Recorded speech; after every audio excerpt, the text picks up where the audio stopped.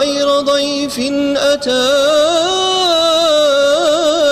بالبشر والمدد أهلا وسهلا وترحيبا بلا عدد لا زلت ضيفا كريما زائرا أبدا مكرما بقرى الطاعات والسدد. Daara J TV.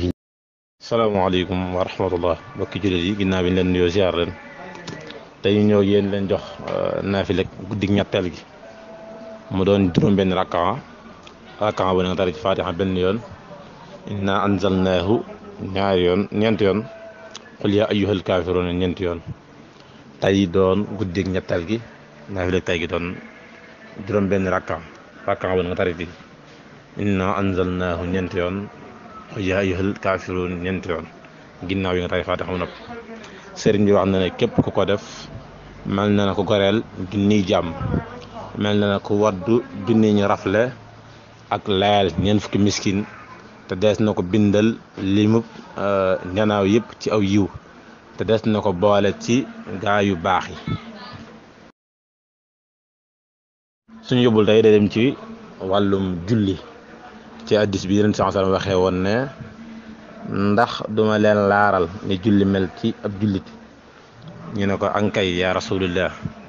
mu ne ku ci amoon ci yéen piscine ci bunt këram bi set mu xëy sangu, mu ne ndax dana desee di tilim, ñu ne ko déedéet. mu ne julli noonu la mel. kon julli baax na lool, waaye ci waxtu wi lañ ko gën a sàkku, ndax Yonent bi mas naa waat ne julli dana dindi bàkkaar ni ndox di fayee aw sawara. kon nag ñu gën a fonk julli, waaye surtout ci période bii gën a fonk tamit jaamu yàlla bu baax. jërë ngeen jëf. waaw jërëjëf mbokk mi wax dafay laaj ne ki nga xam ne dafa dog kooram te tayu ko li yow ateem day leel, mooy da jox nit ndogu directeur da ci leel ñetti nit, bu nekkee mën na ko mën fas na lay doon moo jël kenn ko xam ne bi set moo ko jox ndogu, waaye bu ko jàll dana fay ñetti weer. ki nga xam ne dafa def kooram te moo ko tay, misaal mu doon mu kallaf moo dafa xiifoon rek ne naa dagg koor gi ndax damaa xiif te loruwut, boo koor gi jàllee day fay ñetti weer, te diir weer ko yëpp nag bi set dana jël ñetti nit leen jox ndogu, bu ko mënul nag dana jël kenn ko xam ne moo koy jox ndogu incha allah.